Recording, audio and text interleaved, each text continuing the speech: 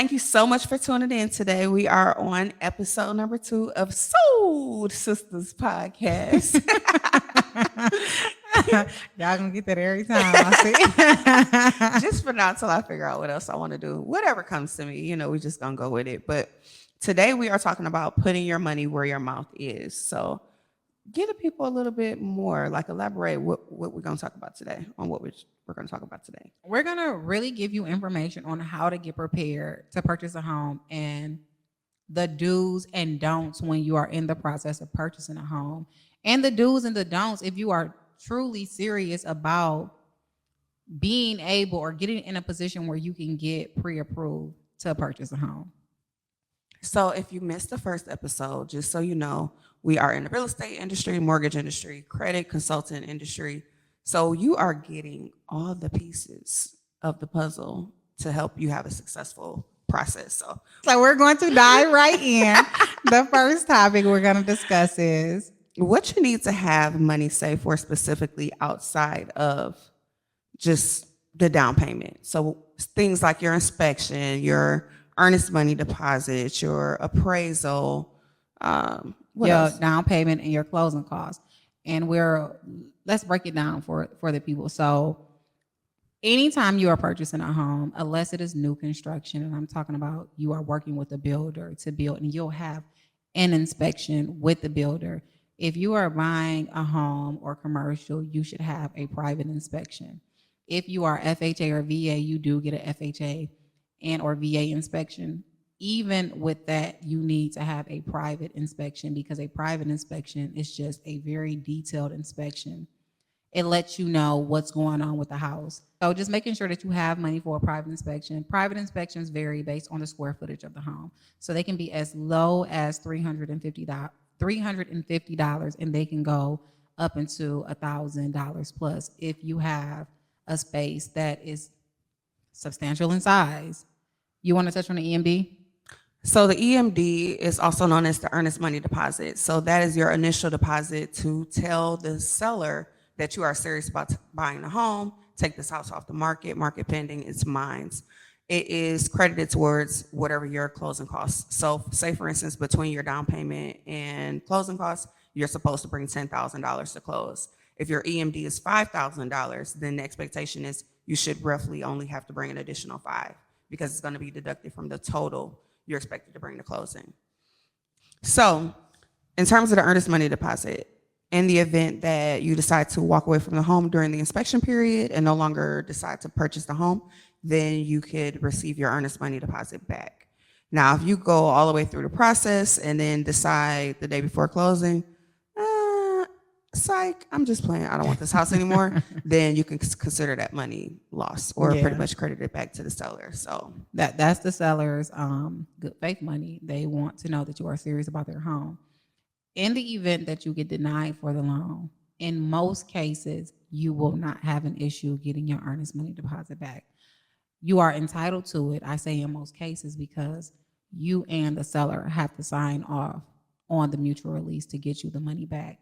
So like I said, I've only dealt with one crazy person who did not move with integrity, but typically people do move with integrity, and they'll sign off on it and give you your earnest money deposit back because you do not qualify for the loan. So in terms of story time, just because we like to drop stories here and there are definitely some situations where the seller will try to hold the EMD hostage, which is insane to me. I had a transaction not too long ago where the seller decided to pretty much not give my client an extension or whatever. The lender they were working with needed more time, and then we ended up moving along to another lender, and they were able to get the client conditionally approved. When we reach out to say, hey, we're good to go, we can get ready to close, they were like, oh yeah, we're already under contract with somebody else. So I was like, okay, no problem. Give us the money back. Sign a mutual release. The listing agent says, no problem, I'll get this over to you within an hour. Your client can keep the EMD, like everybody's on the same page. Everybody except the seller. So she sends it to the seller. The seller would refuse to sign the mutual release. The listing agent and the broker notified the seller that just because you don't sign a mutual release doesn't mean you get the money. Right. If nobody signs it, nobody gets the money. The money is just held up in escrow with title. With a title company. Until title is tired of holding the money and eventually releases to the state. They probably never do that. Because who's checking? Yeah, they have an escrow account. So whenever you need it, whenever somebody will sign, they can just sign off on it. I had a wilder situation. I had a client who was purchasing land, South Lyon, Michigan, 1 acre. We agreed. First of all, I'm gonna just give like the specifics. We wrote the offer for the acre for $155,000. It was listed at $157,000. So we write the offer at $155,000. They say no. We realize that the seller isn't gonna budge. He wants the $157,000 that the land is listed for. We go in at $157,000. Having an appraisal, the appraisal comes back at $155,000. The seller won't budge. My client agrees to give him the $157,000, so he's gonna give him an extra $2,000 out of pocket to make the deal work. We get the clear to close before the contract date is up. Yay! We start trying to schedule closing. Yay! Suddenly, the listing agent cannot locate the seller to get the closing scheduled. We are cleared to close by the lender. A week goes by. Can't get in contact with my client. Sorry, this is so embarrassing. Going into the second week, I talk to my seller. He wants to talk to a CPA. I hop on the phone with her, like, just give me the specifics so I can have a conversation with my client. Most of the time, people just want to know what's going on. Mm-hmm. Even the clients, people just want to be in the loop. It's land. He's not going to start building until June and July. He just wants to know that he's going to actually get the land because he's paying for plans and he's making all these plans to have a home built. And we don't know if we technically have land secured because you can't reach your client. I talked to her. She's like, I'm going to get it taken care of. 3 weeks. 3 weeks of waiting after we get the clear to close. I called like, you know what? My client has started looking for other land. You know, we're just going to back out of this situation because your client isn't ready to close and you can't give me any information. Now this is April, like May 30th, the end of May. We'll say May 30th. March, I apologize. March 30th. Mm-hmm. She's like, well, can we close April the 15th? Now we're already 3 weeks out and this is March 30th. Can we close April 15th? No. Can we do it April the 8th? No. Okay, we can close it Monday. It's Friday. Title needs two days to close.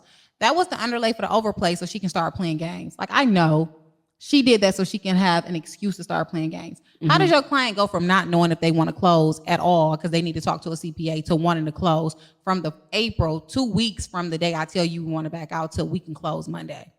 They still have not signed that mutual release. Technically, my client has to go through litigation, and you have to do a small claims court. Yeah, you have to go through small claims court, and it's unfortunate for this particular client because he still is working with a lender, and mortgages. You can't get a mortgage if you're in litigation, so he can't even file the claim technically until after he closes. He closes on his home. And then by the time you take it to small claims court, like you spending. Well, depending on what the EMD is, but like, and it's not much. It's just pure pettiness. Yeah, that's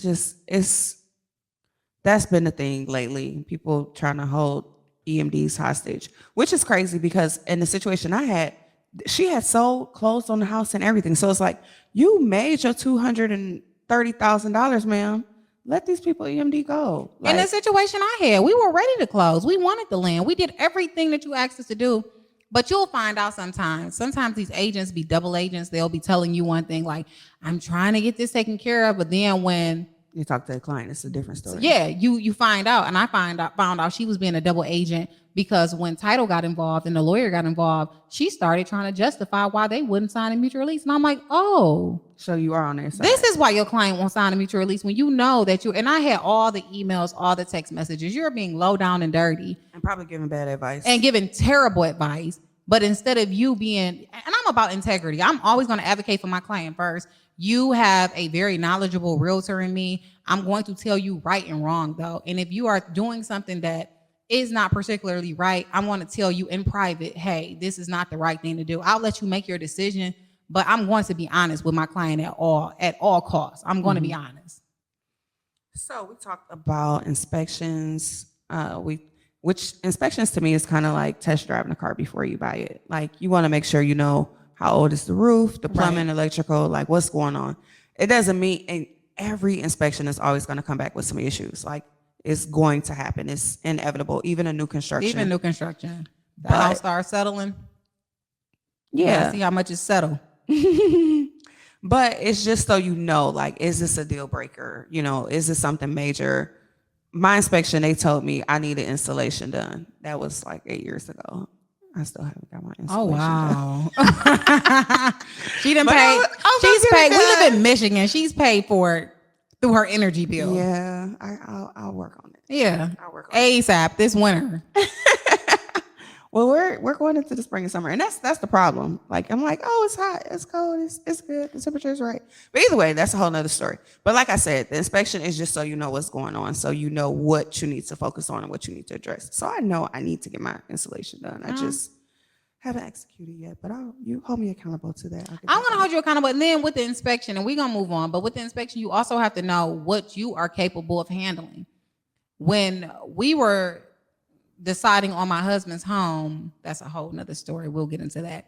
It's my home now, but we were deciding on my husband's home. We knew that eventually the roof would need to be replaced. We knew it had maybe 7 years left, 5 to 7 years. So, that's not a long time. It's decent. You can prepare. But that time flies. Yeah, it flies.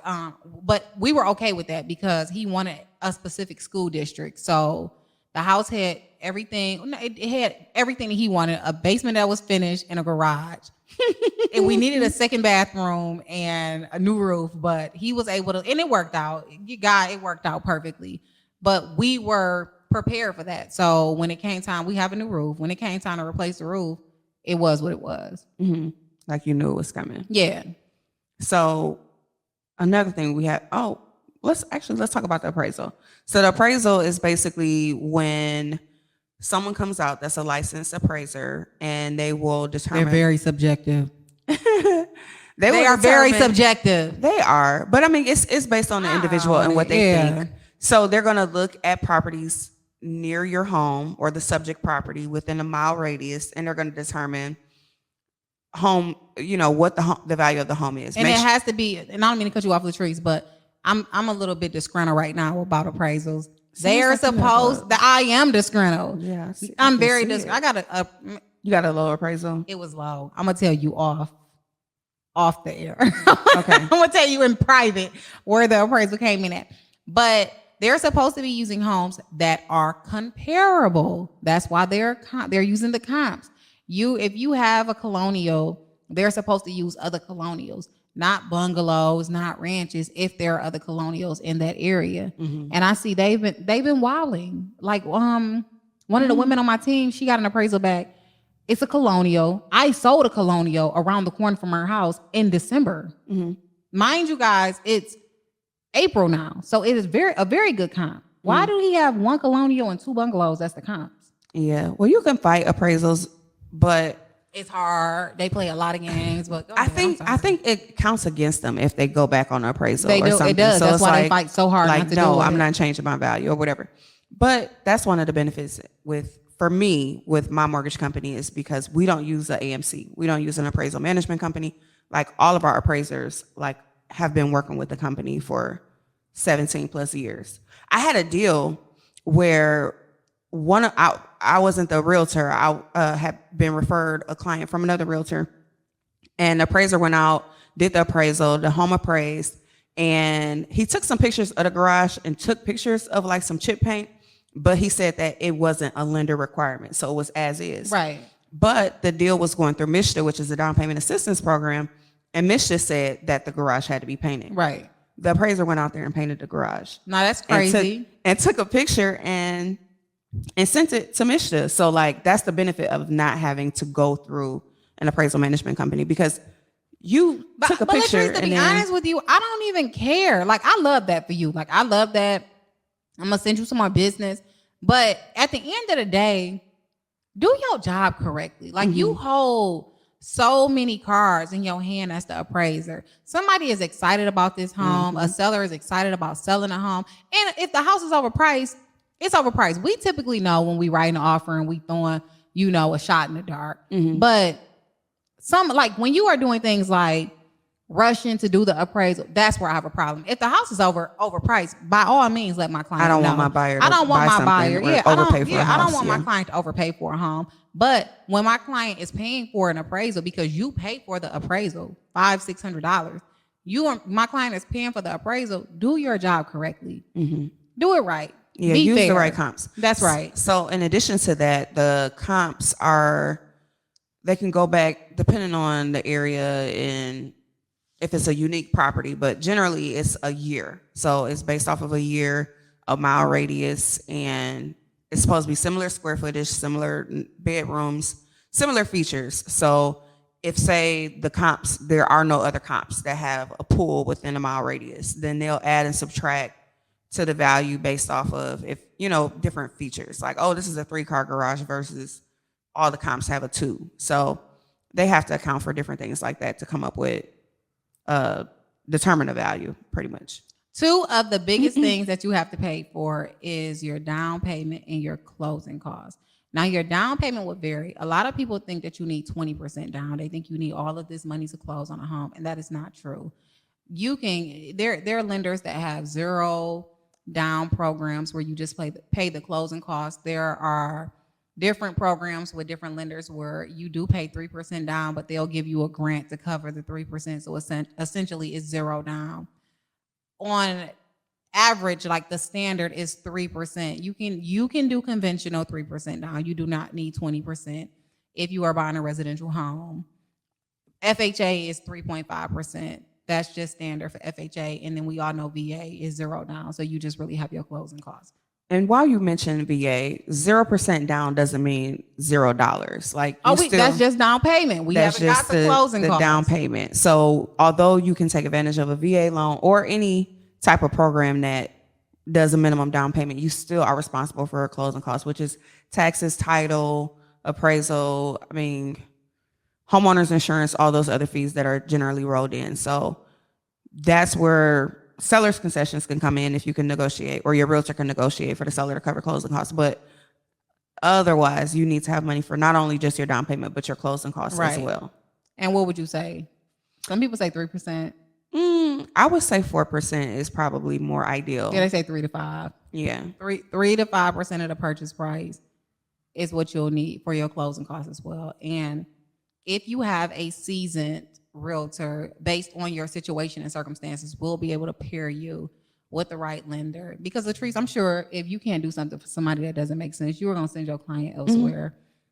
That's how most people roll. So we'll be able to put you in the right situation where we can get the deal done. So if you for example, I know you have MSHA. So if you have a 640 credit score, you are in with a certain income limit. LaTrease can give you that information. You can qualify in Michigan for $7,500 up to $10,000 towards your closing costs and down payment.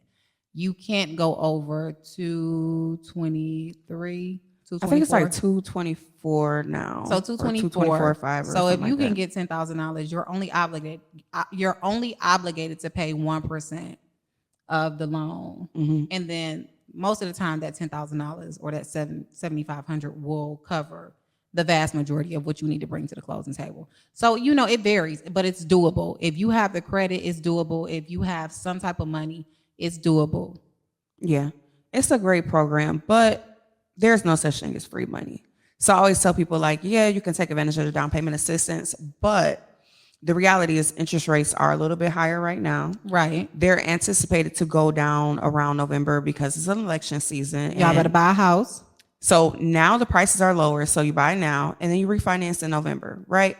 But if you are in a MSHA program or a program that's similar, that money has to be paid off. So it's just kind of like one of those situations where it's it's not free money, it's not a grant, it's an additional lien on the home. So do you pay the money now and then you can refinance later with no issues? Or but sometimes I had this conversation with my team yesterday and we had our team meeting. Sometimes people just aren't in a position. A lot of times when people are getting MSHA, sometimes it is, but a lot of times it's not because they have the money and they're just trying to hold on to it. They genuinely don't have that money and they want to become a homeowner, and this is an opportunity for them to become a homeowner. But it does not have to be MSHA. The bigger banks have different programs because they the bigger banks where they can give you grants and things like that. So it's just doable at all costs. But like LaTrease says, it's pros and cons to everything. That's just life. So it's called balance. It's economics. There's no such thing as a free lunch or however that saying goes.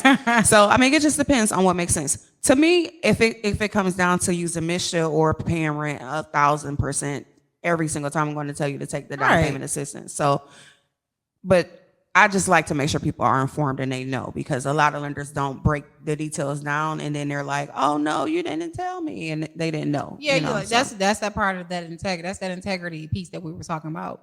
I always make sure my clients know, but things like that do come in handy, or those programs where lenders are giving $5,000 or $10,000 come in handy, especially right now. We'll talk about it later with these appraisal guarantees. People are saving to purchase homes, and they have the money to purchase a home up, and here comes spring. Like, they have the $15,000, and now we're in the spring market, and it's just like, nah. Because somebody wants to outbid you and pay an extra $30,000 and say, and they're going to buy it cash. And I mean, it's crazy competition now. Oh, Jada on my team just did something in Redford. Look it up, Redford, Michigan, Redford Township, $20,000 over, $10,000 appraisal guarantee. What is an appraisal guarantee for the people that don't know what that is? An appraisal guarantee is an appraisal guarantee guarantees the seller that they'll get X amount of dollars regardless to where the house appraises. So, for example, if we write an offer, if a house is listed at $300,000, we write an offer for $330,000. We may say, hey, we're coming in at $330,000. We'll give you a $15,000 appraisal guarantee. So if the home appraises at $330,000, you're fine. You have to pay just whatever the doctor order. But if the home comes in at $300,000, if you have $20,000 in closing costs, you now have $35,000 in closing costs, because you have to make up $15,000 of that gap, because that's what you've agreed to. And what you guaranteed that you're willing to pay. What you guarantee. Now, if the home appraises at $280,000, you still only have to pay that $15,000. So now you have to give them $295,000. So it does not exceed the amount that you've offered to give them, and it does not exceed the offer price. But that's a whole nother probably episode. That's to go a whole into those episode about what that's doing to negotiation the tactics. Yeah, we will how to get an have offer accepted. I think that'll be a great episode. Yeah, because I done learned this stuff with my blood, sweat, and tears. So now we can talk about closing costs. So we talked about down payment and the different percentages for the down payment. We kind of talked about closing costs a little bit. So you can go. So closing costs, like we mentioned a little bit earlier, are going to be your other fees. So when you're purchasing a home, you have to purchase a title policy, or you should purchase a title policy. Make sure the title is clean and clear. I've had clients call me and say, hey, I'm trying to refinance my house. Come to find out there's a lien on my home from the previous owner. Because, have you had that situation? Yes. I've never had that situation. I had a lady call me, a young lady call me. I do have ownership in the title company. If you are in Michigan, silent plug, reach out. Title Icon, let me know. We are located in Michigan, Southfield, Michigan. So I'm gonna make sure you tight. And if you have any issues when deciding to use Title Icon, I am your girl. Call me, Future, 313-903-2089. I'm gonna make sure you are taken care of. We'll have the number on the bottom of the screen. All right. So I had a client call me, and she was just like, hey, can you help me refinance? And I was like, what's going on? She was like, I need to take $40,000 in equity out of my home. And I was like, for what? And she was like, the previous owner that owned the house before they bought it had a lien on the house for a boat. And the guy that I guess used to own the boat or whatever was coming after them, had put a lien on the house. Now, because they didn't pay for title, they didn't Why pay do for they have a title policy? So it's optional. A title lender's policy for the buyer, like for the lender, it's required, but if you buy a house cash, it's not required. Oh, yeah, it was cash. I'm guessing or she inherited it, or it was quick claim deed. I don't know. But either way, they were coming to collect, and she was about to lose her house, and there was nothing I could do. That's insane. So I am an insurance girl. I believe in life insurance. I believe in auto insurance. I believe in homeowners, renters insurance. I've always been an insurance girl. Get you some insurance. So get your title lender's insurance or policy. That's something that's included in the closing cost title fees. Since you own the title company, like, what would you say the average is for title fees? Title fees are not bad, but they are based on the purchase price of the home, because the seller in Michigan typically pays for the owner's policy. Mm-hmm. That varies based on the price of the home. And then you have transfer tax. You have that transfer fee. So there are different fees. It's not anything outrageous. You can just guesstimate. If it's a smaller deal, $1,000. If it's a larger deal, $2,000. Mm-hmm. You should be fine. So those are just some of the fees that we're talking about as far as closing costs. Your homeowner's insurance usually is due as well, because more often than not, your homeowner's insurance is included in your mortgage payment. So that's usually something that's included, plus how many ever months reserves. It's a secret. If you don't know, you can put your homeowner's insurance on a credit card. You can. Okay. Because if it's tight and you need that money and it's tight. Why are you whispering? It's a podcast. It's a secret. You don't have to cover the mic. It's a secret. But you can put your homeowner's insurance on a credit card. What else? Homeowner's insurance, taxes. Tax prorations. That's a part of like your closing costs. That's something else that a lot of people don't know too. A lot of times when you buy a house that maybe grandma owned for like 40 years and you see the listing ticket, you're like, oh, tax is only $700 a year. And then as soon as the property transfers, the next year your taxes go up and your monthly payment goes up because. Yeah. And then, you may have to pay a little bit more. You have to put that money back into your escrow. We're going to talk about when you are buying a home, what not to do. When you are in the process of buying a home, do not go finance anything for yourself or anyone else. We need that credit profile to stay exactly as it is. Save some extra money. We never hardly get that problem. We never hardly have that problem where a person is like, oh, I've saved an extra $5,000. Save some extra money. Don't go get another credit card. Don't start buying furniture for a house that is not in your name. Don't go get a new car because you want to match the fly of the new house. Wait until you close on your deal a couple weeks out. Then you could do whatever you want. And thou shall not co-sign. Oh, I was going there. Don't co-sign for your son, your cousin, your brother, your best friend. No, I'm going to tell major key alert. If somebody credit is messed up because they don't pay their bills, they probably not going to pay your bills neither. Especially if it's in your name. So it's literally only going to hurt you. So don't do it. Don't do it. Don't do it. I won't co-sign. I have 3 children. I'm not co-signing anything for Destiny unless I'm prepared to pay for it. I don't care what position Destiny is in. I'm not saying I will not do it. But if I co-sign anything for Destiny, cover your ears. I'm prepared to pay for it because I'm not going to put myself in jeopardy for anyone. Mm-hmm. So credit cards, that's another thing too. Credit cards, cars, car note, anything. I don't care if you at Victoria's Secret and they say we're going to give you 20% off. Don't do anything. Anytime you are in the process of purchasing a home, and your credit is pulled, it sends what's called a credit trigger to the lender, which means now they have to go back and re-pull your credit because you had somebody pull your credit. And now they need to confirm, is your debt to income ratio still in line? And more often than not, usually when people go back and have their credit pulled, something else came up out of the blue. Some new collection, credit score dropped. Now all of a sudden you don't qualify because you wanted to go buy a TV from Best Buy and put it on the credit card.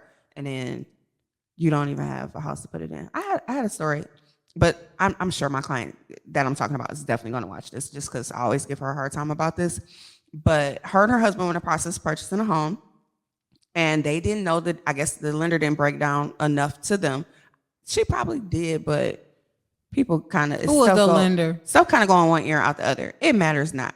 She did a great job. The thing is, the clients thought the down payment was the total closing cost. So they're like, oh yeah, we got our down payment saved. She probably didn't tell her the whole thing because I dealt with that for many years as a realtor. And I started having to tell lenders, sorry, LaTrease, I'm not going to be that person because I hate when I watch podcasts and somebody is always cutting other people off. But this is everyday life for us, y'all. So I'm used to it. I'm not going to do this for real. But I used to have to tell lenders like, our homegirl. Anyways, I'm pretty sure she was very thorough. So I'm pretty sure she told them like, this is your total amount you have to bring to closing. And this is your down payment. And they just assumed that the down payment was it. So the money that they had saved, they went and bought an 85-inch screen TV the week of closing. Wow. So when we got to clear to close and we were scheduled to close, I'm like, okay, great, we're closing. And then she was like, no, we got to push the date back. And I'm like, never in the history of closings does a buyer not want to close early because the house is vacant. You want to move in, you're excited. Nope. Couldn't close because they had bought an 85-inch screen TV and had spent like $4,000. So we had to wait for them to get paid and close. And luckily, it worked out. But yeah, it always has worked out for me. I have some lenders. Should I say this? I have lenders that I can call on like, hey, I need this pre-approval. And they'll be like, well, they don't have all the cash. And I'm like, they'll have it. Because I know how to have those conversations. And I have squoze money out of people that lenders couldn't squeeze out. I had one lady in particular, she bought a house downriver. I love her.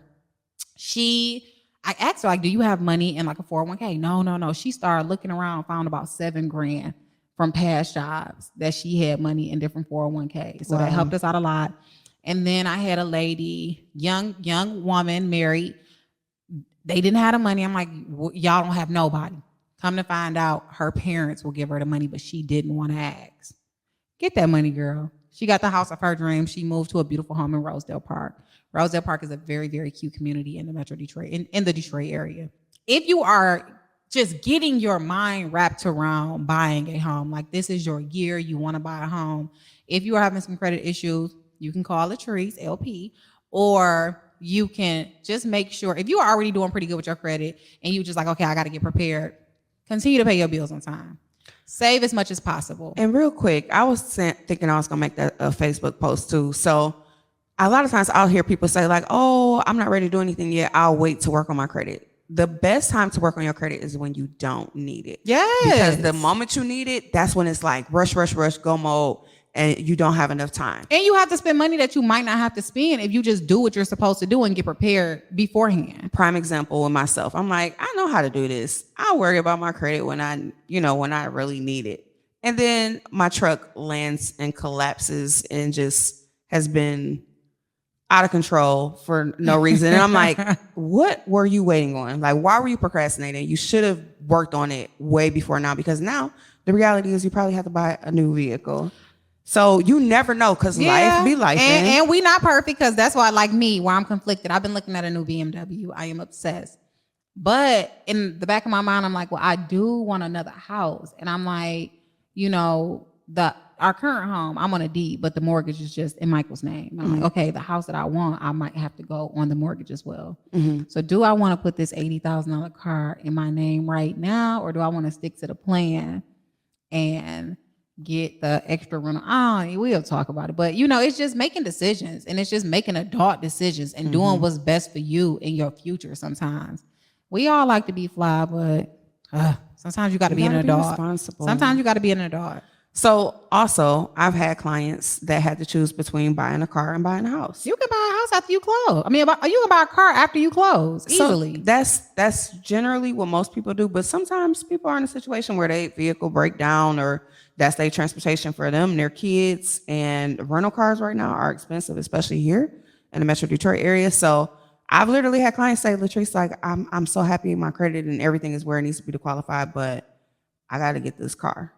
And they just stick it out with renting, and that's they choose crazy. I'll get a shooter. Yeah, don't call me, because I'm gonna tell you, get a shooter. You can go on Facebook Marketplace and find you $1,000, $1,200, $2,000 for show. I bought a car for my sister when she was like, you can find one that you can whip until you get that deal closed, and then you can go get you something that you can appreciate.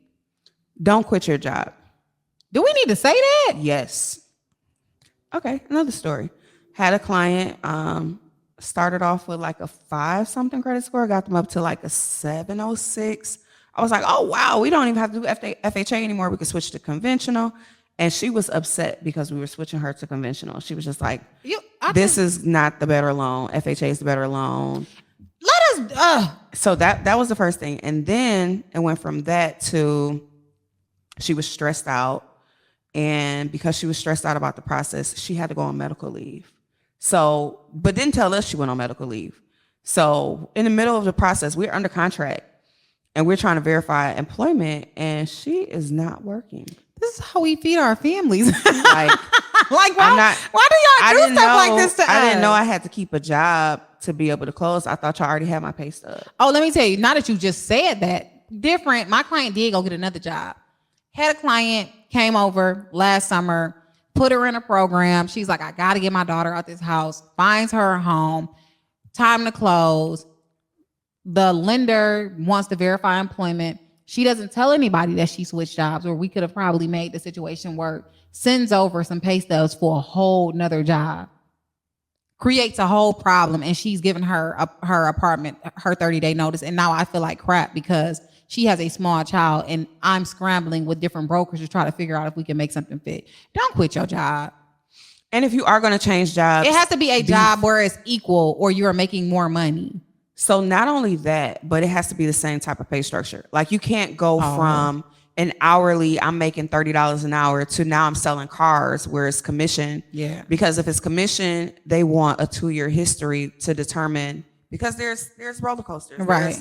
There are hoops and hurdles or whatever. Or maybe not, but even still, they want to see a 2-year consecutive history to determine what is your gross monthly income. And if your income is switching drastically, it may kill the deal. So just run it by them before you accept that job opportunity. I've had a lot of clients change jobs while they're in processing. Some of them told me, and then some of them didn't tell me until we were I usually have that conversation during a buyer's consultation where they understand how you can switch jobs, because you don't want to end up in a situation where it's variable income, where you have stable income, and maybe if you work at like one of the big three and you get, one of the plants, and you get laid off, and they see that you have histories where there are breaks in employment, then that may count as variable employment, and then they have to verify it a different type of way. Yeah, so no leave, no long gaps. More than 6 months is considered a gap of employment, and that can make or break your qualification as well.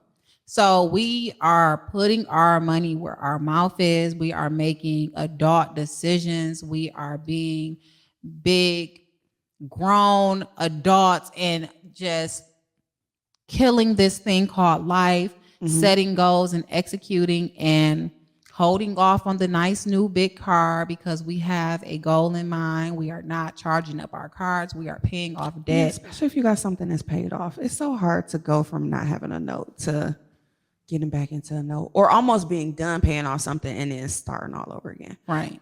Okay. Be prepared to save more than whatever you're quoted, regardless of whoever the lender is, because sometimes things change. Taxes can vary. Homeowners insurance can come in higher than you estimated. So save more than enough, rather than not having enough. Okay. Well, that is our time. Make sure you follow us on social media. You can find me at Future Davis or Your Realtor Future on Instagram, Future Davis on Facebook, Future Sales Fast on Facebook. That's my business page. Your YOUR Realtor Future on Instagram. LaTrease. You can find me on all social media platforms at iCalledLP. That's ICALLED LP. And that's on Facebook, Instagram, and TikTok. We are both Instagram girlies. Oh yeah, TikTok is Your Realtor Future as well. We are both Instagram girlies. So follow us on Instagram. That's where we interact the most. That's where we tap in the most. But we appreciate you guys for checking in, and we appreciate you guys for tapping in. If you have any questions, any topics you want us to cover, feel free to leave a comment, and we'll make sure that we incorporate that in our schedule. And comment below and let us know what was your biggest takeaway from today. So I hope you learned something, and thank you so much for tuning in.